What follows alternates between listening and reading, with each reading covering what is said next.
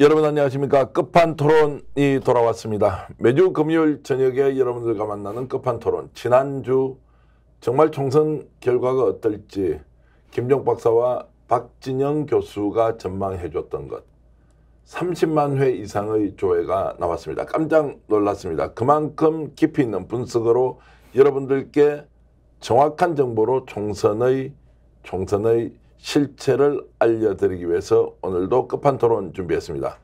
김종 박사, 박진영 교수 나오셨습니다. 어서 오십시오. 네, 안녕하세요. 안녕하세요.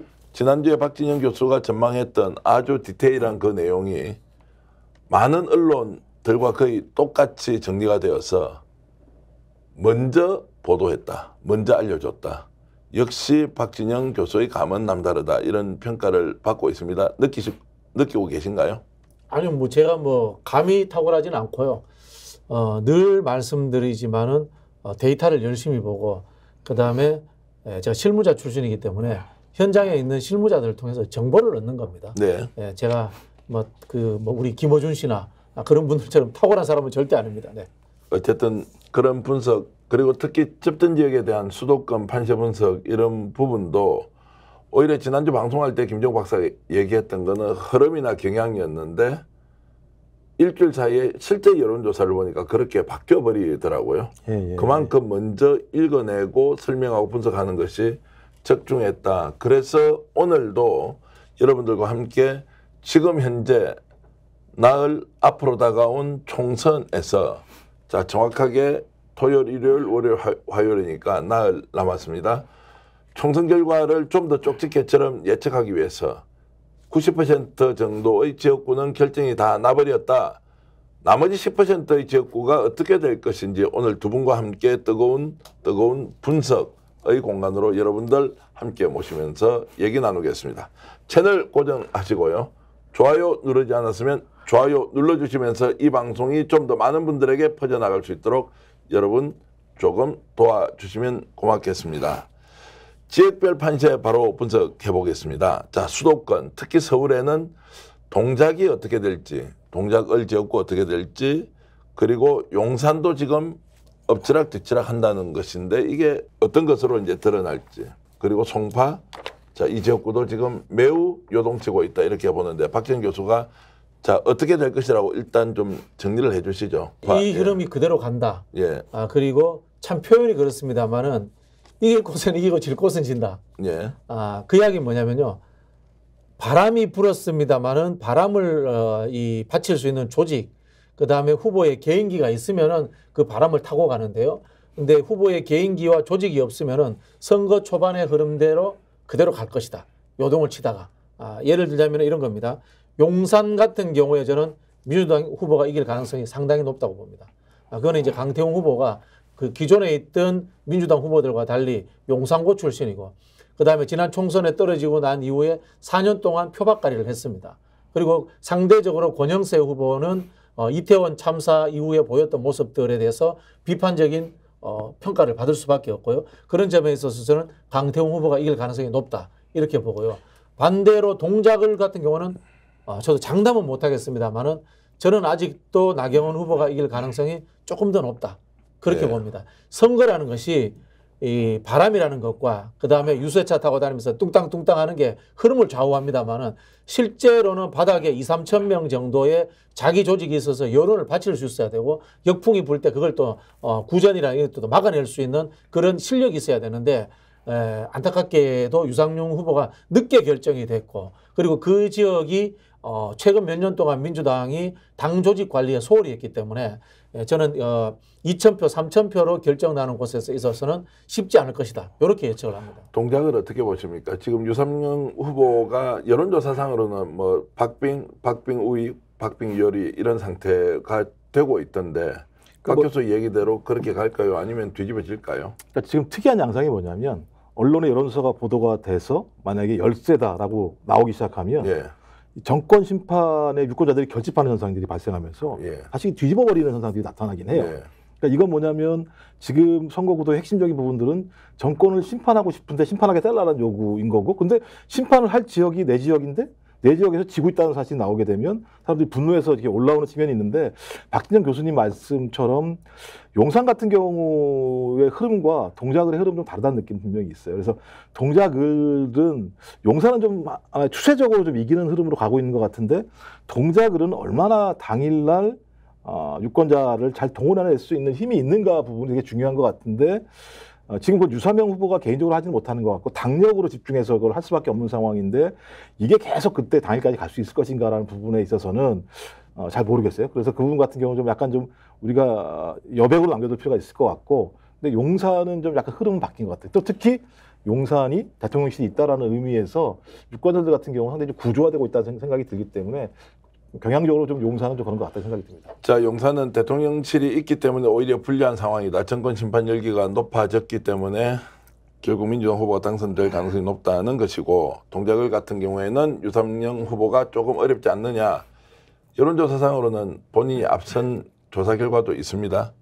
자, 그래서 제 예상이 틀렸으면 좋겠습니다. 틀렸으면 좋겠는데 말씀하신 것처럼 선거 당일날 잘해야 됩니다. 네. 선거 당일날 몇천 표 왔다 갔다 합니다. 네. 자, 그 말씀은 이제 유권자들이 뭐 후보의 표현이나 어떤 운동 방식 때문에 바뀔 수 있다 이런 것처럼 들리는데 저는 좀 다르게 전망하겠습니다. 수도권도 지금 특히 서울 지역도 아마 동작이라는 지역구가 일종의 바로미터 기준점이 될 건데 동작을 지역구에서도 유상용 후보가 이길 가능성이 저는 높지 않느냐 이런 생각을 하고 있고요. 막바지로 갈수록 정권 심판 열기가 굉장히 높아지는데 여기에서 보수 결집표가 어느 정도 작동할 것이냐 좀 따져봐야 하겠지만 저는 일단 유상영 후보가 이긴다는데 한 표 던지고 두 분은 나경원 후보가 이긴다는 쪽으로 한 표를 던져 놓으시죠. 아니 왜냐하면 이제 여론조사 층위를 보면 그런 거거든요. 그러니까 조사 데이터만 보면 그럼 광진갑은 어떻게 읽어야 되는 거지? 이런 측면들이 분명히 있어요. 광진갑 같은 경우는 딱 붙어 있단 말이에요. 원래 떨어져 있던 것들이. 그래서 지역마다 분명히 편차는 분명히 존재한다. 말씀하신 전체적인 차원에서는 정권 심판이라는 구도가 딱 밀고 가고 있습니다만 얼마만큼 마지막까지 최선을 다하느냐. 그러니까 허점은 거기서 나오는 것 같아요. 정권 심판에 대한 요구가 매우 높기 때문에 느슨해지는 측면도 분명히 있습니다. 시간이 지나면 지날수록. 근데 특히 이런 지역 같은 경우는 끝까지 긴장의 끈을 놓치지 않게 되면 오히려 우르르 내려도 무너질 수 있는 친구들 분명히 있어요. 그래서 조심해야 된다는 생각이 들고 그런 의미에서 저는 세모입니다. 네. 자, 굉장히 이제 지혜롭게 전망을 해주셨는데 일단 OX가 아니고 세모다 이렇게 이제 해주셔서 자 시청자 여러분들께서 어떻게 판단하실지 좀 더 보기로 하고요.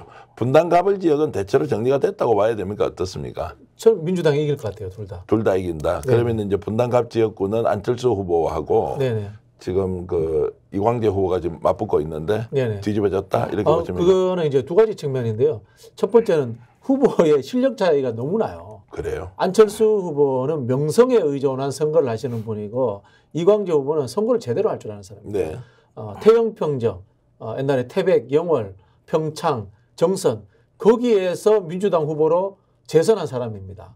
그 당시에 그 시장 바닥 돌면서 할아버지들 마시는 잔술 받아 먹으면서 업혀다녔던 우리 광재 이야기 이게 유명한 이야기거든요. 그만큼 이 현장의 선거에 강한 분이고요. 그리고 분당갑이 민주당에 불리하다는 이야기에 저는 사실 동의하지 않습니다. 네. 분당갑이 고소득 지역입니다만은 셀러리맨 고소득 지역입니다. 셀러리맨 고소득 지역이기 때문에 민주당이 어떻게 하느냐에 따라서 민주당 텃밭이 될 수도 있는 거예요. 그런데 역대 후보들이 선거 실력이 좀 부족한 측면도 있고 그다음에 민주당이 가지고 있는 중산층과 서민의 정책보다는 과잉 좌파적 공약, 과잉 좌파적 태도 이런 부분들이 그 지역에 안 맞아설 수 있습니다. 그런 부분에서 저는 이광재 후보가 이길 가능성이 상당히 높다. 이렇게 보고 있고요. 분당을이 오히려 접전을 펼칠 것 같아요. 네. 김은혜 후보도 만만치 않습니다. 만만치 않은데 김은혜 후보는 문제는 뭐냐면 김은혜 후보의 등 뒤를 덮고 있는 이 검은 그림자. 용화대 출신. 네, 검은 그림자를 끝내 저는 그 김은혜 수석이 털어내지 못할 거기 때문에 저는 민주당 후보가 이길 가능성이 높다.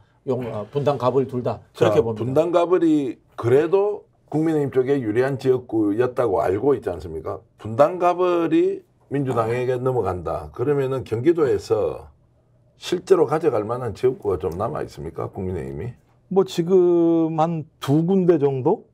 아마 저 국민의힘에서는 두 군데 정도를 우세 지역으로 보는 것 같아요. 그럼 전체 지금 지역구가 60개 60개. 네, 그러니까 지금 확실하게 예. 우세가 되는 경기도 지역 같은 예. 경우는 양평, 그다음에 연천 뭐 이런 쪽, 이런 쪽.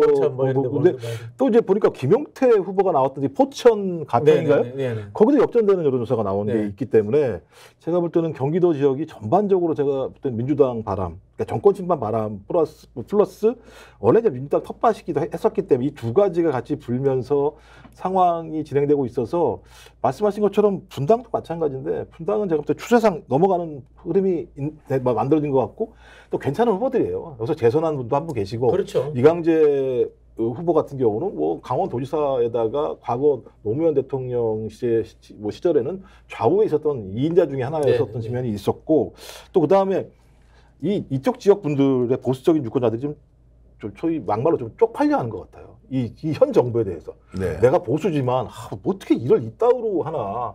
내가 여기다 어떻게 투표를 해줄 수 있지라고 하는 굉장히 예를 들면 정권 심판 플러스 또 이 지역이 가지고 있는 특성이 결합되면서 추세상 완전히 좀 넘어가는 분위기가 있다는 생각이 들어서 저는 분당 갑을 그 큰 차이는 안 나겠습니다만 이기는 선거가 될 가능성이 없다고 생각합니다. 지난주에 이제 박진영 교수가 분석할 때 경기도도 뭐 예전에 제일 잘해봐야 국민의힘은 가져갔던 뭐 경기도 7석 정도. 7시 못 갖고 갈 것 같아요. 이번에는 그러니까 이제 그 격차가 더 벌어졌다고 이제 제가 질문을 던지는 정권 건데. 심판론은 뭐 모든 평론가들이 다 이야기하는 거고 지역구를 세세하게 들여다보면요 과거하고 바뀌었어요. 예를 들면 이천 같은 경우에 후보가 민주당의 전 시장입니다.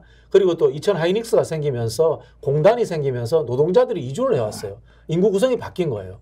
예를 들자면은 용인갑도 마찬가지입니다. 용인갑도에 지금 이원모 후보하고 민주당의 갑자기 성함이 생각나지 않는데 우리 경찰청장 했던 이상식 후보가 붙었는데 거기에도 과거에는 도농복합 지역이었단 말이에요. 근데 거기에도 지금 반도체 공장들이 들어서고 하면서 그리고 또 새롭게 뭐 고속도로나 이런 것들이 건설되면서 베드타운이 조금씩 들어옵니다. 인구 구성비가 바닥에서 바뀐 거예요. 이런 지역들은 마지막에 뭐 어떤 보수 결집, 역풍 이런 게 불더라도 다 버틸 수 있는 거예요. 네. 자, 그렇게 보면 이제 경기도도 지난주에 전망했던 것보다 뭐 최소 2~3석 정도가 민주당 쪽으로 유리할 수 있고 서울도 지난주에 우리가 예측했던 것보다 1~2석 정도가 민주당이 유리할 수 있다고 하면 수도권은 사실상 국민의힘 몰패다 이런 상황인데 한동훈 비대위원장이 나와서 그래서 좀 결집해달라 기회를 달라 이렇게 호소를 하면 투표에서 이렇게 격차가 많이 벌어지면 실제로 보수가 결집하는 효과가 생기지 않습니까? 어떨 것 같습니까? 이번에 그러면 자 결집하는 효과가 생기면 직접 투표장에 가서 민주당의 압승을 막자 이렇게 갈 수 있을 정도의 동력이 있습니까? 없습니까? 어떻게 봐야 됩니까? 압승을 막으려면 전제 조건이 필요한 거죠. 그러니까 나갈 수 있는 유인이 필요한 거죠. 동인을 만들어줘야지. 그럼 예를 들면 이제 이재명 당대표를 필두로 하는 민주당이 진짜 대단히 큰 실수를 했다거나 아니면 윤 대통령이 지금까지 국정운영 방식과 관련해서 국민들에게 어떤 형태로든지 사과를 하면서 이제부터는 국민들이 요구하는 방향으로 가겠다고 얘기하거나 아니면 한동훈 비대위원장을 비롯한 선거의 핵심적인 사람들이 고개라도 숙이면서 죄송하다고 얘기를 한다거나 이런 부분이 있어야 그래도 그나마 정신 차렸구나라고 생각을 해서 보수층들이 결집할 수 있는데 지금 상황 보면 50분 동안 국민들한테 의대 정원 2,000명 문제 없습니다라고 담화를 하고 있는 상황이고 그 이후에 또 여론이 안 좋으니까 그래 전제 조건 없이 만나자라고 얘기하는 상황을 보면서 보수층 같은 경우 이제 좀 이골이 난 것 같아요. 이거 너무한 거 아니야? 자, 그래서 이제 보수가 오히려 투표 포기할 것이다라는 이야기. 그래도 보수는 지금까지 이렇게 선거에서 몰리면 함께 힘을 뭉쳐서 결집했다. 어떻게 흐를 것 같아요? 수도권 보수는 포기하고 지방 보수는 조금 결집할 것 같아요. 그래요? 나눠서 보자면 이게 대한민국이 유권자 지형이 진보가 불리하다는 이야기는 옛말입니다. 이제는 거의 평평합니다. 인구 구성도 그렇고 지금 우리 유튜버 같은 경우도 인구 분석할 때 55에서 65로 놓잖아요. 옛날에는 50에서 60 났잖아요. 그 이야기가 뭐냐면은 65세가 베이비 부머 세대이기도 하고 586 세대예요. 65세 미만 60에서 65세 사이가 민주당 더 많이 찍어요. 지금 그만큼 인구 구성이 바뀌었고 정치적 성향이 바뀐 상황이거든요. 그런 상황에서 금방 말씀하신 것처럼 수도권 같은 경우에 정권 심판론이 워낙 거세기 때문에 보수들이 포기할 가능성이 많아요. 포기할 가능성이 많고 상대적으로 그러나 전통적 보수 강세 지역이 있지 않습니까? 농촌 지역이라든가 그다음에 구도심의 상업 지역 이런 곳들은 보수가 마지막에 2~3%씩 결집할 가능성은 저는 남아있다. 그래서 수도권과 타 지역이 다르게 나타날 것이다. 그렇게 예측해요. 이건 데이터로 나타나는 게 수도권 같은 경우는 말씀하신 60에서 65세 사이가 매우 남성들이 특히 진보화되는 경향이 진보화되어 있습니다. 그러니까 진보화되는 경향 자체는 무슨 사상적인 진보화라기보다는 정권 심판의 흐름으로 완전히 쏠리게 되는 거니까 정권 심판의 흐름 자체를 자기가 진보화되는 방식으로 반응하는 형태가 있어서 수도권이 말씀하신 것처럼 보수가 결집을 하려면 소위 60대부터 쫙 예를 들면 선거에 다 몰려 나와야 되는데 그거 딱 막고 있는 것이 65세까지 그 사이에는 남성들이기 때문에 과거와 수도권은 다른 양상으로 흐를 수밖에 없다라고 하는 데이터들이 조금씩 나오고 있습니다. 자, 보수 결집 현상이 생기면 조금 전에 이제 비수도권 지역 총선에 영향이 있을 것이다. 부산 지역 선거구에서 민주당 후보들이 원래 이제 3석을 가지고 있었지 않습니까? 네네. 이번에 5석 가능하겠다. 5석 정도는 저는 충분히 할 거라고 충분히 할 보는데요. 건데. 민주당이 예상하고 있는 절반까지 한다는까지는 네. 저는 미치기 어려울 거라고 미치기 봐요. 어렵다. 네. 그것만 하더라도 선전인데 물론 이제 제3자가 관전을 할 때는 선전인데 당선권에 굉장히 접근해 있는 후보들은 민주당에서 일고 있는 이런저런 이제 좀 불편한 현안 때문에 오히려 본인이 낙선할 수 있겠다 이런 위기감도 상당히 좀 있을 거라고 보면 저는 단호하게 끊을 필요가 있다고 봐요. 예. 그분들 입장에서 단호한 입장을 취할 필요도 있다고 보고 부산을 보면요. 연제구의 진보당 후보 그런 경우에는 흔들리지 않습니다. 네. 그분이 그 지역에서 구의원을 2번 했습니다. 그리고 현장에서 바닥 정치하는데 굉장히 능수능란한 분이에요. 이런 분들은 여론의 파고가 한 번씩 출렁이더라도 그걸 버틸 힘이 있는 겁니다.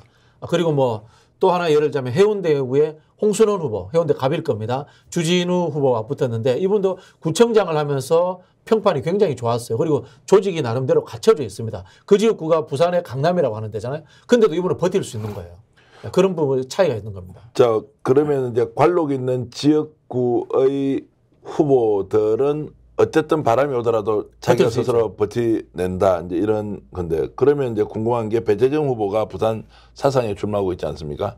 김대식 후보고 원래 이제 유명한 장제원 후보가 그 지역구에서 내리 4선인가 했던 지역구인데 자 지금 이런 지역구 같은 경우에는 약간 도시와 좀 뭐라 그럽니까 구도심이 이렇게 섞여 있다 이러면 좀 배재정 후보가 불리할 수도 있다. 그 지역구도 사실은 민주당한테 굉장히 좋은 지역구예요. 네. 지역구인데 장제원 의원이 3선을 했는데 3선. 예. 거기에서 무소속으로도 당선된 적이 있습니다.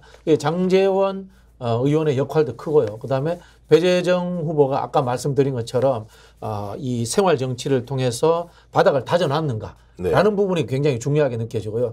보통 이제 우리가 부산을 이야기할 때 동쪽하고 서쪽하고 분리해서 이야기하는데요. 네. 서쪽이 낙동강 벨트입니다. 낙동강 벨트가 유리하다는 게 인구 분석에 차이가 있습니다. 제가 늘 말씀드리지만 호남 원적자가 많이 삽니다. 그리고 공단 지역입니다.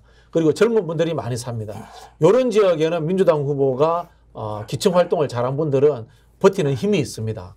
그래서 예를 들자면 지금 강서구, 북구, 그다음에 사하 이런 데는 기대할 수가 있는 거예요. 자, 궁금한 게 이제 부산에 꼭 하나 짚고 넘어가야 할 지역구가 있습니다. 현역 국회의원 2사람이 맞붙었던 부산 남구인데요. 네. 박재호 의원하고 박수영 의원. 네. 지금 뭐 티격태격 수준이 아니라 거의 전면전 상태에서 초박빙이다. 오히려 박수영 후보가 좀 앞서는 것 같다. 네. 이런데 이 지역구는 어떻게 갈 거로 봅니까? 모르겠어요. 오픈해봐야 된다라고 보는데 원래 이제 박재호 의원 지역구에는 문현동 혁신도시가 있었어요. 예. 그래서 외지인들이 많았던 거예요. 그 장점이 있고 그리고 이제 부산에 옛날 구도심을 꾸고 있는데 보수적인 지역이에요 원래. 네. 근데 그 박재호 의원이 갖고 있는 특징이 보수 야당의 흐름을 또 갖고 있어요.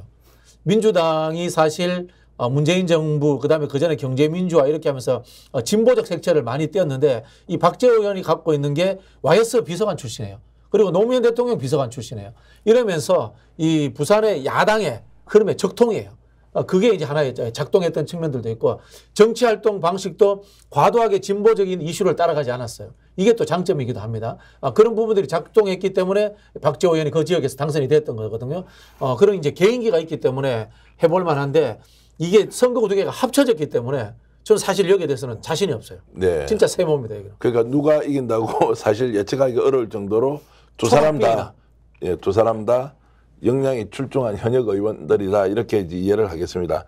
자, 양산을 이야기 좀 해야 되는데요. 예. 김두관 전 경남지사, 김태호 전 경남지사, 현역 의원 2사람이 지금 맞붙었습니다. 예. 여기도 대충 정리가 되는 분위기입니까 어떻습니까? 뭐 당연히 김두관 후보가 이기는 방향으로 지금 가고 있는 것 같고 예, 추세 자체가 그러니까 지금 부산 같은 경우에 가장 큰 흐름이 두 가지가 있는 것 같은데요. 하나가 이제 인물들이 등장하고 있는데 조국이라는 인물이 쏙 하고 등장한 거예요. 그렇죠. 그러니까 부산이 배출한 인물인 거죠. 그러니까 가능성이 있는 거예요. 이제 부산 같은 경우 과거에 그런 가능성들이 높다고 생각하지 않았었는데 새로운 인물이 하나 등장한 거 하나랑 특이한 인물 두 명이 있죠. 장해찬이라는 인물이 있죠. 이제 무소속으로 나와서 그러니까 대통령이나 국민의힘이 정리할 줄 알아도 정리가 안 되는 거잖아요. 희한한 거예요. 원래대로 하면 장해찬 후보를 정리를 미리 해줬어야 되는 건데 여전히 정리가 안 되고 있다는 건 머뭇거린다는 거니까 머뭇거린다라고 얘기하는 거는 용산의 어떤 그림자 때문에 머뭇거린다라고 하는 거잖아요. 이걸 지역에서 모르겠습니까? 부분적으로 알겠죠? 그다음에 말씀한 주진우라고 하는 핵심적인 참모가 와 있는데 여기도 지구인내라고 하는 흐름들이 여론조사상에서 형성되고 있기 때문에 이 부분 자체가 부산의 지형의 어떤 보수의 결집과 어떤 휘임 현상을 갖다가 다시 반대로 역전할 수 있을 어떤 힘들을 갖다 좀 상쇄하는 것 같고 또 하나가 정당 지지율이에요. 최근에 부산 지역의 정당 지지율이 민주당 지지율이 좋아지고 있어요. 진짜 상황을 보니까 이 얘기는 좀 결집 효과가 나타나고 있다는 생각이 들거든요. 그다음에 아니면 중도층의 일부가 민주당으로 전환하고 있다는 측면이 분명히 있기 때문에 전 이런 바람이 부산에서 불면 당연히 낙동강 상류로 올라갈 수밖에 없습니다. 그래서 길목에 있기 때문에 전 제가 볼 때는 울산까지 쭉 지금 올라가는 기세가 여전히 좀 작동하고 있다 이렇게 봅니다. 자, 그러면 이제 지난주 저희들이 전망했을 때보다 부산 지역의 상황도 민주당에게 굉장히 유리하게 가고 있고 뭐 상대적으로 국힘 쪽은 의석을 더 잃을 가능성이 높다. 그러면 5석 정도는 갈 거라고 했는데 뭐 10석까지는 아니라고 하더라도 어쨌든 뭐 6, 7석 정도는 갈 가능성이 높다. 아니요. 3, 3, 1이었으니까요. 그러니까 부산이 3개, 이제 경남이 3개, 울산이 하나였죠. 네, 저도 7석인데 제가 10석은 넘을 거라고 보는 거죠. 10석은 뭐 넘고. 12석, 13석 예, 정도 하지 않을까 이렇게 보는데요. 금방 말씀하신 이게 조국 장관 이야기 굉장히 중요합니다. 네. 중요한 게 부산이 단일 도시 중에 대통령 제일 많이 배출한 도시 아니에요? 네. 김영삼, 노무현, 문재인 세 분이나 배출했잖아요. 네. 그래서 농담 비슷하게 제가 그 영도구에 있는 복례산에다가 그 바위가 있어요. 꼭대기에. 세 분 대통령 얼굴 바위에 파자. 제가 농담 비슷하게 그런 이야기 하는데 이게 뭔가 하면 부산이 아직도 대한민국 정치에서 가장 펄펄 끓는 곳이에요. 네. 역동성이 제일 심해요. 한번 보십시오. 2018년 지방선거에서 전 지역구의 시의원을 민주당을 당선시켜버립니다. 그러다가 2022년에는 국민의힘으로 또 왕창 줘버립니다. 그 정도로 역동성이 살아있는 도시인데 이 역동성의 원인 중에 하나가 우리 동네 대통령이야. 네. 그게 존재하고 있는 겁니다. 그런데 지금 조국 장관을 부산에서는 또 우리 동네 대통령 후보감으로 생각을 하고 있는 거예요. 그런 부분이 있기 때문에 펄펄 끓어오르는 측면이 있고요. 또 하나는 기본적인 인구 구성 자체가 서울 못지않게 부산도 전국화된 도시입니다. 호남 사람들도 있고요. 충청 사람들도 있고요. 경북 사람들도 있고요. 강원도 사람들도 있고요. 그래서 용광로처럼 끓고 있는 곳이고 그렇기 때문에 이분들이 전국적 여론에 굉장히 민감해요.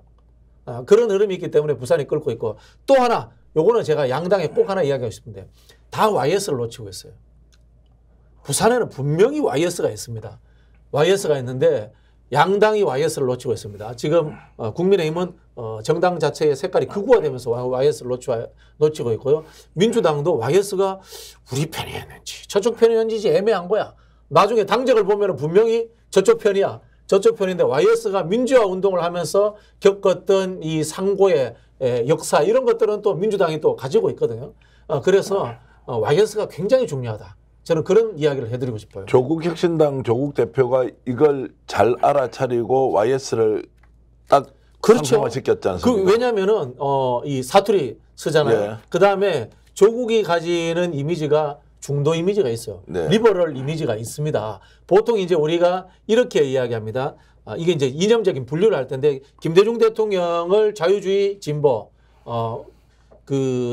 김영삼 대통령을 자유주의 보수 이렇게 이야기를 합니다. 근데 이제 조국 장관이 가지는 이미지가 사실은 이념적으로 억지로 분류하자면은 김대중 대통령에 가까워요. 근데 행태라든가 보이는 모습 이런 게 YS하고 비슷한 측면이 또 있어요. 네. 세게 막 내지르잖아요. 그죠? 그런 느낌들. 이런 것들이 이 부산 사람들한테 어필이 되는 거예요. 그리고 또 거기다가 또 제가 볼 때 이제 한동훈이 작살난 거죠. 그 그렇지. 사이비 롯데 팬 흉내냈다가 그렇죠. 자기 사람이 아닌 거예요. 한동훈은. 부산 사람이 아닌 거지. 근데 조국으로 와서 얘기하는 거 보니까 부산 사람이거든 하는 거. 이게 되게 중요합니다. 그러니까 선대위원장의 리더십 자체가 훼손되기 시작하게 되면 그 지역에서 그 사람을 지지해 줄 하등의 이유가 없어요. 이거 되게 중요하게 작동하는 측면이 있겠죠. 두 분 말씀 들어보면 부산도 굉장히 민주당 쪽에서 유리하고 국힘은 어려워질 수 있다. 의석 차이가 지난주에 전망했을 때보다 서너 석은 왔다 갔다 하는 것 같다. 이런 느낌인데 조금 전에 이제 박 교수가 민주당에서 지금 겪고 있는 여러 가지 설화와 관련해서는 불리한 것이 있을 수 있다. 그렇지만 또 말씀을 종합해 보면 부산도 훨씬 더 민주당에 유리하게 지난번보다는 확실히 나아질 거다. 확실히 나아졌다. 그렇게 예측을 하고요. 좀 더 나아가서 저는 총선 이후에 부산의 여론 지형이 확 바뀔 거라고 봐요. 확 바뀐다. 네네. 그러면 윤석열 대통령도 아니고 한동훈은 더 아니고. 그렇죠. 그럼 우리는 민주당 앞으로 계열적으로 확 바뀔 가능성이 확 있다고 바뀔 가능성이 높다. 자, 거기에 조국혁신당 조국 대표가 부산 출신이라는 것도 상당히 영향을 미치고 있다. 이런 말씀까지 해주셨는데, 자, 양성조 지금 충남도지사 네네. 이깁니까 집니까? 이긴다고 봅니다. 아, 이긴다고? 네네. 아직은 여론조사상으로는 이기는 것처럼 보이지는 않던데요. 그게 이유가 뭐냐면요. 강성규 씨가 네. 늦게 내려왔어요. 네. 상대 후보가 늦게 내려와가지고 홍문표 조직을 완벽하게 흡수를 못했습니다. 네. 그런 측면이 있고요. 그다음에 양승조 후보가 가지고 있는 이 특유의 충청도 이 남자 특유의 그 끈끈함이 있어요. 네. 예, 이분이 사람 하나 잡으면 놓지 않는 사람이에요. 이분도 진짜 이 현장에서 정치하는데 탁월하신 분이고, 그리고 도지사시가 도청이 홍성에 있습니다. 홍성에 있고 이제 거기 내포 혁신도시를 지정을 해주기로 했어요. 그게 양승조 지사의 성과입니다. 네. 사실은 그런 부분이 있기 때문에 저는 가면 갈수록 올라갈 것이다. 그렇게 생각합니다. 똑같이 이제 비슷한 맥락으로 말씀드리면 대통령실 출신, 용산 출신이 지금 현재 총선에서 유리하냐 불리하냐. 그래서 대통령실 수석 출신 김원회 분당 을 지역구 후보와 지금 강성규 시민사회 수석이었죠. 이분도 오히려 지역 총선에서는 불리한 상황을 맞고 있는 거 아닌가 이렇게 생각을 해볼 수 있습니다. 자, 그렇게 봤을 때 지난주에 100석 된다 안 된다 했을 때 많아봐야 100석이다. 100석을 약간 넘길 수도 있고 약간 하회할 수도 있다. 자, 이번 주 다시 한 번 더 전망해 주시면, 자, 지역구와 관련된 것, 또 비례대표 의석수 포함한 몇 석, 지금 국민의힘 몇 석 가져갑니까? 글쎄요. 지금도 제가 보기에는 100석 하기 쉽지 않다고 봅니다.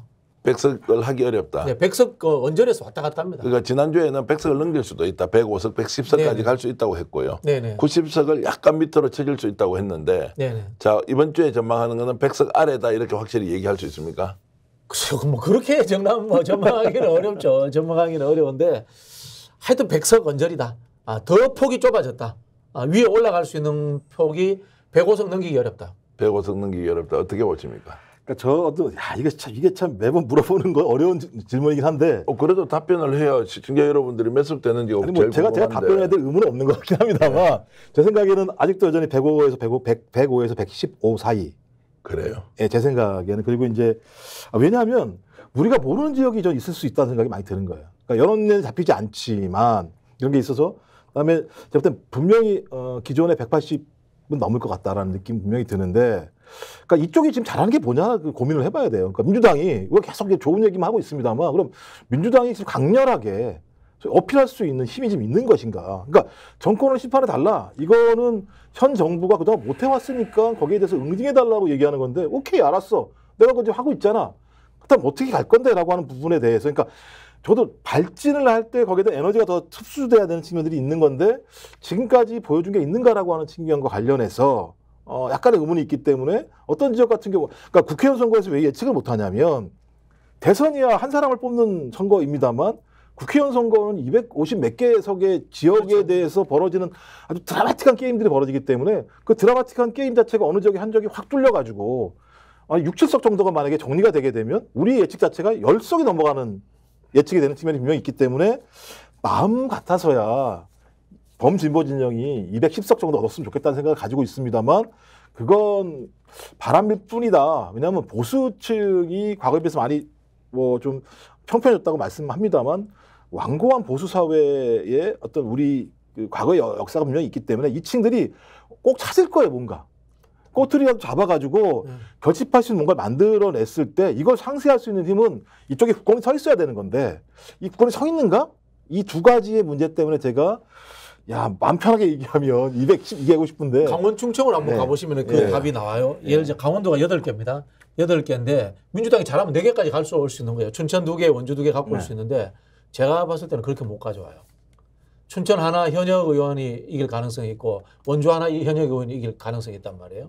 그러면은 나머지 춘천 하나, 원주 하나를 민주당이 저는 쉽지 않을 거라고 봐요. 이게 금방 우리 그 김종국 박사님 이야기하신 민주당의 이 담론의 부재, 이 똑같아요. 민주당도 솔직히 그런 부분들. 그 다음에 어쨌든 간에 이 보수 언론이 민주당의 약점이라고 할 수 있는 최근에 이 말 관련 설화들을 부추길 거예요. 그걸 가지고 보수층의 결집을 시도할 겁니다. 그런 부분들이 존재하고 있고요. 그다음 충북도 한번 가보면 비슷합니다. 충북이 민주당이 잘하면은 이 청주권 4개를 다 석권할 수 있어요. 근데 저는 4개 다 석권하기 쉽지 않을 거라고 봐요.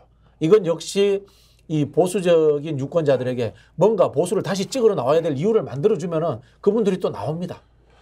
굉장히 중요한 지적인데 그래서 제가 이런 질문 드려보겠습니다. 자, 총선이 나흘 앞으로 다가왔습니다. 자, 나흘 동안 현재의 패턴이 그대로 가면 국힘 쪽에 유리합니까? 민주당 쪽에 더 유리합니까? 민주당 쪽에 유리하죠. 제가 말씀드린 것은 지금 현재 표가 대체로 200대 100 정도 고정이 돼 있다는 전제로 봤을 때 네. 나흘은 내일 당장 투표한 민주당이 훨씬 더 유리할 수도 훨씬 있고 유리하죠. 오히려 나흘 뒤에 민주당이 더 유리할 수도 있고 국힘이 더 유리할 수도 있지 않습니까? 그래서 이게 저는 그런 건 없다고 봐요.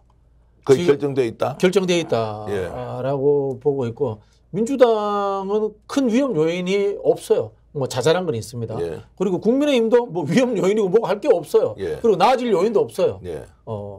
다만 유일한 변수는 윤석열 대통령이 또 TV에 나오느냐 안 나오느냐. 나온다는 것은 긍정적 의미로 이야기합니까? 부정적 의미, 부정적 부정적 의미로, 의미는 남아있죠. 부정적 의미로 네. 나온다. 네. 그러면 이제 부정적 의미라는 것은 이제 민주당에서는 좋은 일이고 국힘 쪽에서는 안 좋은 것인데 어쨌든 제가 균형감을 가지고 말씀을 드리고요.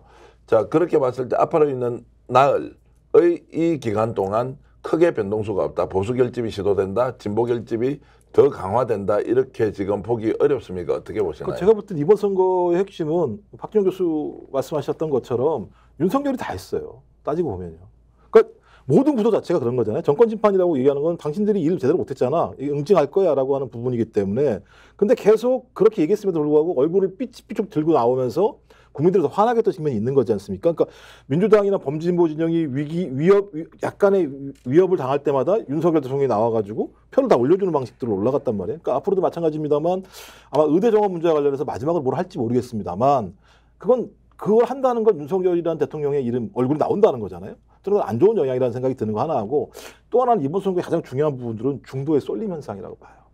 중도가 제가 볼 땐 상당히 높은 비율로 범진보 진영에 투표를 하는 경향성이 높기 때문에 투표율이 높아지는 것도 중요하겠습니다만 저는 대거 많이 나올 거라고 봐요. 네. 그렇다면 상황 자체들은 어떤 구조적으로는 범진보 진영에게 매우 유리한 상황이다. 근데 제가 아까 말씀드렸듯이 어떤 특정 지역에서 아주 경합하는 지역에서 어떤 상황이 발생을 해서 의도하지 않은 아주 낮은 차이로 민주당이나 범진보 진영이 패배하는 경우가 발생할 수도 있다. 여기에 대한 우려가 좀 있는 건데 말씀하신 충청이나 강원 지역이 낙동강 벨트에서 좀 상승했었는데 이거 상수해버린다거나 또 그다음에 한강벨트 일부 지역 같은 경우가 갑자기 막판에 예를 들면 어떤 문제가 발생을 해서 두세 군데 정도가 예를 들면 변동된다거나 이런 문제가 발생할 수 있는 가능성은 있습니다만 큰 변동을 발생할 만큼의 변수 자체가 나오기 어려운 구조적인 상황에 처해 있다고 봐요. 오늘 이 방송이 나가는 이제 현재 그 사전 투표율이 역대급으로 올라가고 내일까지 이제 최종적으로 사전 투표율이 집계가 될 텐데요. 지난 21대 총선에서 21.7% 정도, 27% 정도. 자, 이번에 그러면 과연 어느 정도 될 것이냐 이런저런 이제 얘기들을 많이 하고 있지 않습니까? 김정 박사 어느 정도 보십니까? 아니 이게 재밌는 게 있더라고요. 중앙선거관리위원회가 여론조사 계속 하잖아요. 4년 전마다. 그러니까 그 20대 때 같은 경우에 사전 투표가 12.2%였는데 조사는 14.1%가 나왔어요. 네. 21대 때는 조사는 26.7%가 나왔는데 거의 유사하게 나왔어요. 이번에 조사했는데 사전투표가 41.4%가 나왔어요. 네.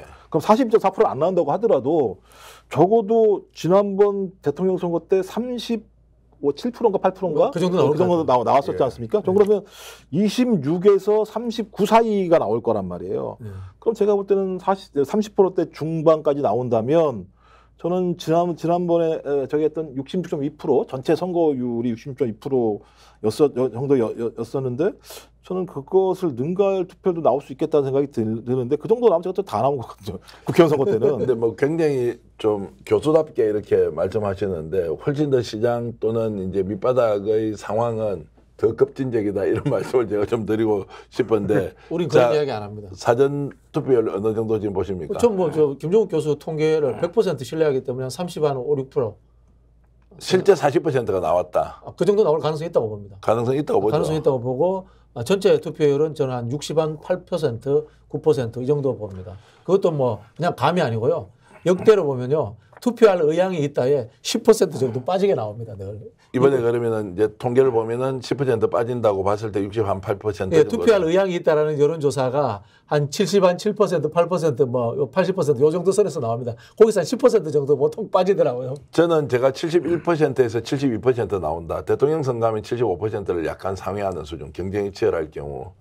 지난 국회의원 선거에서 66.2%, 66.23%였는데 이번에 71에서 2 정도 나온다고 저는 전망했습니다. 60% 후반으로 그냥 계속 고집하시면 왜냐하면 반드시 투표하겠다 이번에 저는 이제 데이터를 볼 수밖에 없는 거니까요. 그렇죠. 76.5%가 나왔어요. 반드시 투표하겠다라는 사람이. 전 그렇다면 6말 7초 높아봤자. 저는 6말 정도로 보는 거예요. 왜냐하면 상황이 너무 좋으면 또 안 나와요. 네. 그러니까 예를 들면 범죄 분야이 잘 나간다고 생각이 들면 또 안 나가는 분도 계시고 이런 상황이 있거든요. 그렇죠. 그다음에 또 보수층 같은 경우는 에이 뭐하러 나가 어차피 안 될 건데 이런 게 있어요 분명히. 그러니까 조정 국면이 분명히 있기 때문에 저는 한 6말에서 많이 나와봤자 7초. 네. 여기에서 우리가 하나 간과하고 있는 게 이제 비례대표 투표 때문인데요. 조국 혁신당 때문에 투표장에 간 사람도 많이 생길 거 아니에요. 또 소나무당도 지금 공개가 되지 않았지만 여론조사를 보니까 2% 가까운 지지율이 나오는 것 같더라고요. 자, 이런 걸로 봤을 때 민주당이 동인이 아니고 모티베이션이 아니고 조국 혁신당과 소나무당 때문에 투표장에 간다. 이것도 투표율을 좀 상승시킬 수 있는 요인이 없습니까? 그런 단독 변수는 투표에 존재하지 않습니다. 않습니까? 존재하지 조국 혁신당을 위해서 왜냐하면요. 가지 대한민국 않는다. 국민들은 투표의 우선순위를 지역구 투표로 생각을 하고 있기 때문에 비례대표를 찍으러 왔다가 이거는 단독적으로 요인으로서 존재하지 않고요. 복합적인 겁니다. 복합적으로 작동합니다. 조국 혁신당이 그러면 지금 비례대표 정당 지지율에서 1등 조사가 나오지 않습니까? 네네. 그건 어떻게 봐야 됩니까? 지역구가 아닌데. 아니 그러니까 민주당을 찍으면서 조국 당을 찍는다. 뭐 이렇게 이제 같이 섞여서 가는 거지. 제가 말씀드린 것은 조국 혁신당에서 이야기하는 게 틀렸다라는 것이 아니고 단독 변수로 존재하지 않는다는 겁니다. 단독 변수로. 뭐 모든 정책 행위는 이제 복합 변수로 작동하는 것인데, 자 비례대표와 관련된 투표율 또는 투표 참여 의향이 전체 지금 우리 투표율을 끌어올릴 수 있다는 것에 대해서는 어떻게 생각하시나요? 당연히 효과는 있겠죠. 근데 그 효과가 아주 우리가 생각하지 못할 만큼의 비율을 올릴 것이냐 이 부분과 관련해서는 저는 그건 제가 볼 때는 우리의 바람일 수도 있다는 생각을 하는데 왜냐하면 대부분 분할 투표를 하는 거거든요. 그러니까 민주당을 지지하는 사람들 중에서 민주당의 지역은 어차피 민주당밖에 안 나오니까 민주당을 찍겠지만 비례는 조국 혁신당을 찍겠다는 사람도 있겠죠. 근데 또 따지고 보면 지역에서 국민의힘을 찍는데 이놈의 정당 예를 들면 미치겠어. 내가 찍어는 주지만 민주당을 못 찍으니까 비례는 따로 나눠줄게. 우리 옛날에 민주당이었을 때 정의당 나눠주는 것 같은 이런 분할투표가 저는 기본적인 포션이라고 생각하는 거고 거기에 말씀하신 것처럼 옛날에는 찍을 놈이 아무도 없었는데 조국 혁신당이 나오니까 나올래라고 하는 분들이 계시겠습니다만 그 비율 자체가 5% 10%를 넘어가지 않는다는 말씀을 드립니다. 그래서 이제 가정을 어떻게 해야 되냐면요. 비례대표에 조국 혁신당이 있기 때문에 나는 투표하러 갈래가 아니고 조국 혁신당이 정권 심판론에 불을 지폈기 때문에 나는 민주당을 찍든 뭐 소나무당을 찍든 또 지역구에 뭐 다른 하다못해 개혁신당을 찍더라도 나갈래라는 요 가정이 맞는 거예요. 자, 어쨌든 뭐 그런 말씀을 종합해 보면 지금 비례정당으로 활약하고 있는 조국 혁신당이나 소나무당 때문에 투표율이 높아질 것이다. 그러나 얼마나 높아질 것인지에 대해서는 결론을 내지 않겠습니다. 일단 두 분 말씀은 총선 최종 투표율이 60% 후반이라고 했고요. 저는 뭐 71에서 2% 정도까지 간다고 했는데 뭐 우리 손모가지 걸지는 않을 거죠. 아, 근데 왜 이렇게 목숨을 걸려고 하십니까? 저기 닭발 정도를 거시죠. 닭발 정도. 닭발 정도 얘기를 하죠. 족발로 하시죠. 뭐. 족발 얘기하시죠. 족발 한 2마리, 예. 하여튼 2개 정도 걸어놓고 다음 주 수요일 날 저녁 최종 투표율이 어느 정도 되는지 여러분들도 한번 지금 예상해 보십시오. 저는 71에서 72였고요. 두 분은 좀 더 폭넓게 6말 정도 60대 후반이다라고 일단 하셨고, 분명한 것은 지난 총선 66.2%보다는 높을 것이다라고 공통적으로 지금 얘기하고 그러니까 있습니다. 21대 때 사전 여론조사가 72.7%가 나왔어요. 반드시 투표하겠다가. 네. 근데 66.2%가 나왔잖아요. 예. 대부분 67%가 깎여요. 예. 근데 지금 여기 나온 게 76.5%잖아요. 예. 그러니까 전부 6말 정도가 맞던데 데이터상으로 그렇단 말씀이죠. 6말 7초인데 아마 막바지에 가서 제가 말씀드렸던, 저도 정치평론을 하니까요. 비례대표 이번 그 정당들의 활약 때문에 좀 더 높아진다. 그래서 저는 71에서 2라고 제가 전망하겠습니다. 뭐 마치 맞출 것처럼 하지만 틀리면 저는 떠나겠다고 몇 번. 뭐 떠날 것까지는 없고요. 족발 사면 됩니다. 쪽발도 사야 되지만 제가 200대 100 이런 상황이 실제 데이터 이런 것들은 전문가가 아니지만 참고로 이렇게 들어보는 것이고요. 전체적으로 정권 심판에 대한 열기가 우리가 경험하지 못했을 정도로 너무나 강력하다. 이것이 최종적인 총선 결과에 직접적인 영향을 저는 미친다고 보고요. 그래서 상상 못하는 데이터 또는 의석수가 나올 수 있다, 이런 말씀을 계속 반복적으로 드리는데, 뭐 저는 어쨌든 뭐 떠날 각오하고 말씀드리겠습니다. 그러니까 이제 앵커님 계속 말씀을, 저도 이제 그런 얘기 하고 싶어요. 왜냐하면 지난 선거 같은 경우가 103석밖에 안 나왔으니까 국민의힘이, 거기다 이제 무소속 4명 합쳐가지고 107이니까 지금같이 해도 이따구로 정치를 했는데 이 현 정부가 7석 정도는 금방 내려가는 거 아니야, 이렇게 얘기할 수 있는 거, 저도 그렇게 얘기하고 싶은데 이 선거라고 하는 게 나타나는 현상과 중간의 과정은 다르기 때문에 저희가 말을 잘못해버리게 되면, 예를 들면 또 그게 효과가 있기 때문에 계속 조심스럽게 저도 말씀을 사실은 드리는 측면이 있는 거죠. 현재까지의 데이터 있잖아요. 만 제가 이제 흐름을 보면은 국민의힘 의석수는 훨씬 더 줄어들어요. 그 현재까지의 데이터만 보면은 훨씬 더 줄어드는데, 제 나름대로 예측제의 데이터를 시뮬레이션 넣어가지고 국민의힘이 95에서 105석 정도 나온다고 하거든요. 그리고 이제 우리 시청자 여러분들도 짐작하실 게 현재까지의 흐름의 데이터는 훨씬 더 적어요, 사실은. 네. 네. 그것도 아마 여의도 연구소에서도 알고 있을 거예요. 네. 자, 그래서 이제 자중질환이 일어나고 있다. 당 내에서 특히 홍준표 대구시장이 지금 현재 국힘이 혼란에 빠져 있는 이 상황에서 한동훈 비대위원장을 연일 저격하고 있습니다. 이유가 뭐겠습니까? 그래서 두 분께 공통 질문 드리겠습니다.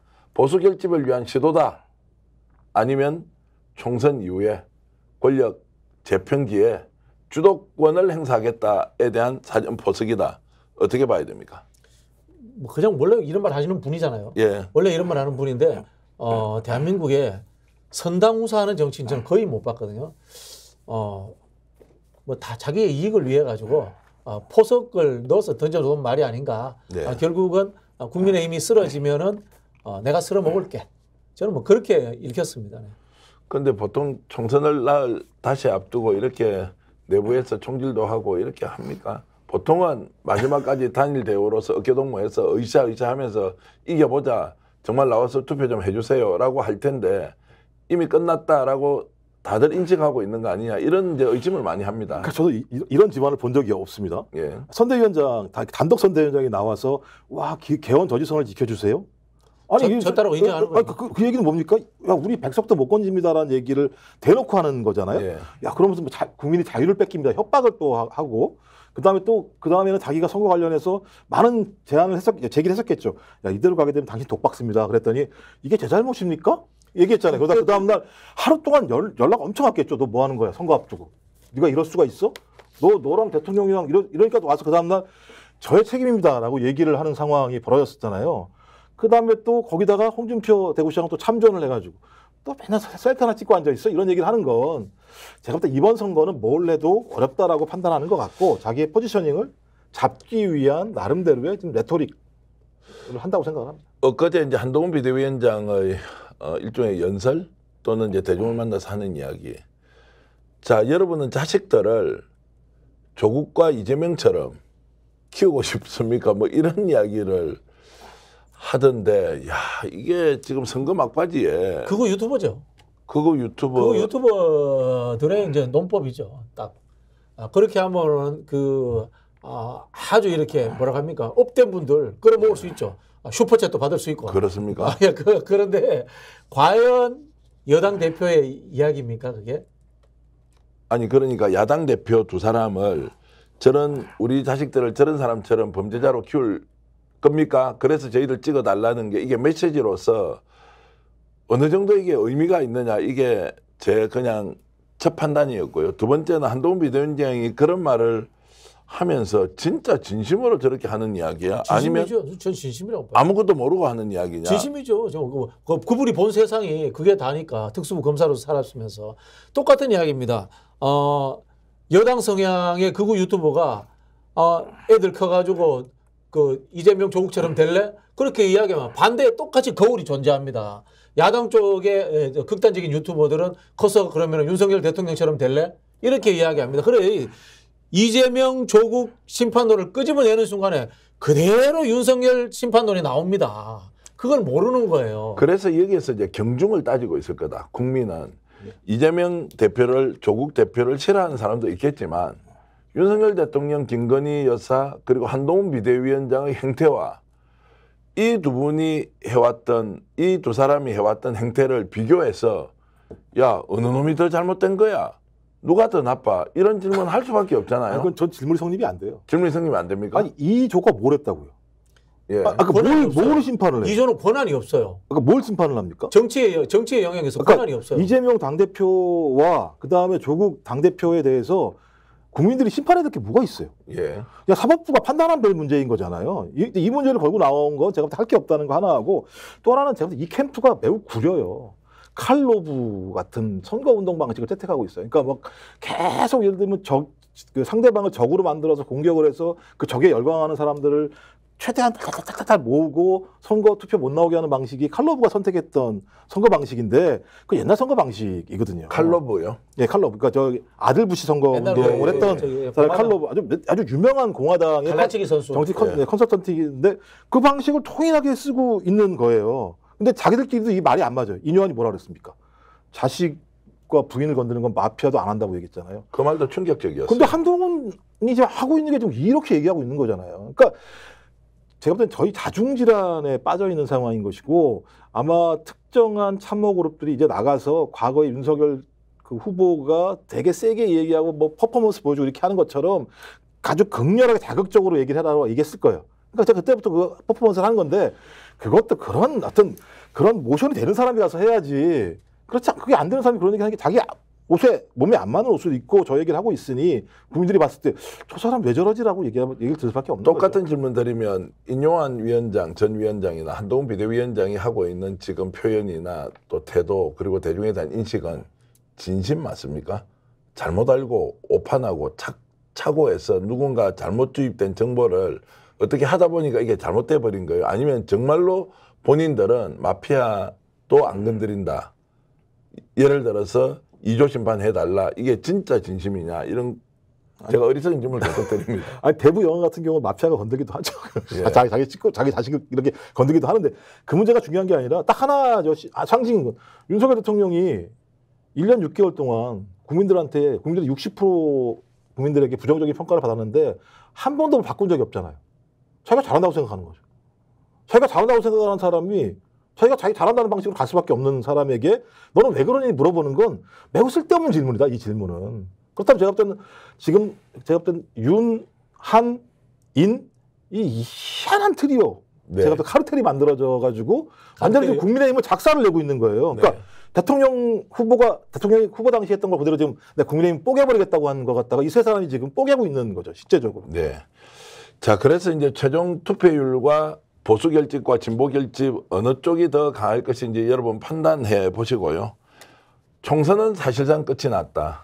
결과도 거의 나온 것 같다. 다만 우리가 확인하지 못한 것은 숫자밖에 없다. 그래서 총선 뒤에 대한민국에 어떤 일이 벌어질 것인지 많은 사람들이 상상하고 있습니다. 그 상상의 범위 안에서 김종욱 박사가 생각하는 총선 이후 4월 11일부터 생길 일 한두 가지 말씀해 주시죠. 일단 4월 10일 이후부터 생길 일은 우리가 알고 있는 저는 두 가지 가장 중대한 문제가 우리 앞에 다가올 거라 생각합니다. 하나가 진짜 대한민국 경제가 매우 어렵습니다. 그러니까 대한민국 경제가 어렵다는 건 경제 운영 주체를 바꿔야 되나 말아야 되는 문제로 갈 겁니다. YS와 같은 길을 걸을 수는 없는 거 아니겠습니까? 이 문제에 봉착할 거라는 생각이 들고 또 하나는 우리가 매번 얘기하는 이채양 명주라고 얘기되는 2년 동안 윤석열 정부가 벌여왔던 최고의 폭정의 상징적인 내용들과 관련해서 실체가 밝혀지는 것 자체가 말씀하신 200석이 넘는다면 하나하나 밝혀지겠죠. 그래서 두 가지 길밖에 없다. 하나는 본인 스스로가 국민에게 고개 팍 숙이고 소위 정치에서 완벽하게 빠져나가면서 그야말로 이름만 가지고 통치 행위를 전개하거나 아니면 그 조선일보 김대중 주필이 얘기했듯이 총선에서 지면 허울밖에 없는 대통령이니 하야해라라고 얘기하는 부분이나 그다음에 하나하나 밝혀지게 되면 탄핵이라고 하는 제가 볼 때는 갈 길이 별로 없는 막다른 판단인 거죠. 국민에게 완전히 무릎을 꿇거나 아니면 스스로 내려오거나 아니면 끌려 내려오거나. 총선 이후에 대혼란의 상황이 옵니까? 아니면 혼란 속에서 질서 있는 정리가 가능하다고 보십니까? 앞서 인요한 위원장, 한동훈 비대위원장은 왜 그렇습니까? 이야기하고 연결해서 말씀드릴게요. 원래 그런 분들이니까요. 바뀌지 않습니다. 자, 그러면은 총선을 졌다고 해서 윤석열 대통령이 바뀔 거죠? 바뀌지 않는다고 봅니다. 자, 그럼 뭐냐? 극단적인 이제 정면 대결로 갑니다. 저는 속도전이 벌어질 거라고 보는데요. 서로를 완벽하게 파멸시키기 위한 속도전이 벌어지는데 거기에 선봉대장은 윤석열 대통령과 조국 혁신당 대표고요. 결정권자는 이재명 대표가 될 것이다. 이렇게 봅니다. 이야기는 윤석열 대통령은 한동훈 비대위원장이 한 2조 심판론을 법률적으로 현실화시키기 위해서 우리가 하는 말로 온갖 캐비넷을 다 동원할 거라고 봅니다. 그리고 거기에는 여야를 가지지 않는 정치권의 사람들도 저는 포함될 거라고 봅니다. 전면화를 저는 할 거라고 보고요. 반대로 조국 장관은 본인이 당했던 것들을 이 법률적인 것을 넘어서 의회 권력을 가지고 상대방을 거꾸로뜨리기 위해서 엄청난 돌격전을 펼칠 겁니다. 싸울 수밖에 없어요. 조국 장관은 또 지금 대법원 판결밖에 남지 않았기 때문에 대법원 판결이 나기 전에 이 정권을 쓰러뜨리기 위해서 저는 엄청난 돌격전, 진격전을 할 거다 이렇게 봅니다. 그러나 조국 장관에게는 군사가 부족합니다. 결국 그 군사를 가지고 있는 사람은 이재명 대표예요. 이재명 대표의 본진이 어떻게 하느냐에 따라서 이 양진영 앞선 사람의 진격전, 속도적 대결은 결판날 것이다. 저는 그렇게 봅니다. 자, 그러면 상당한 혼란이 불가피하다라는 일단 전망으로 제가 이해를 하겠습니다. 자, 그렇다면 국민들은 어떤 선택을 할 것이냐? 그래서 보수가 결집할 것이냐? 아니다. 이것은 역사적 필연이기 때문에 진보가 결집해서 압도적인 투표율로 정권 심판을 할 것이다. 여러분은 어떻게 전망하십니까? 앞으로 남아있는 나흘 동안의 선거운동 기간이 중요한 것이 아니라 총선이 끝난 뒤에 대한민국 정치가 어떻게 갈지 바로 여러분들의 손에 대한민국의 미래가 달려 있습니다. 오늘도 귀한 시간 이렇게 시청자 여러분들을 위해서 내주신 김종욱 박사, 박진영 교수께 진심으로 감사의 말씀을 드리고요. 스픽스를 위한 여러분들의 구독, 좋아요는 큰 힘이 됩니다. 82만 명 구독자 여러분들이 만들어 주셨습니다. 더 열심히 뛰고 달려가겠습니다. 그리고 오늘 이 방송이 끝나면 채널 고정하시고요. 곧이어서 사전투표율, 역대급 사전투표율과 관련한 특집 생방송 곧이어서 준비해뒀습니다. 왜 이렇게 높은 투표율이 나왔는지, 이번 총선에서 얼마나 또 높은 투표율을 기록할 것인지 하나하나 분석해주는 좋은 프로그램 이어서 준비했습니다. 시청해주신 여러분 감사드리고요. 곧이어서 있는 프로그램도 계속 시청해주시면 고맙겠습니다. 시청자 여러분, 저는 물러가겠습니다. 안녕히 계십시오. 구독 빠르게 가 스픽스 좋아요.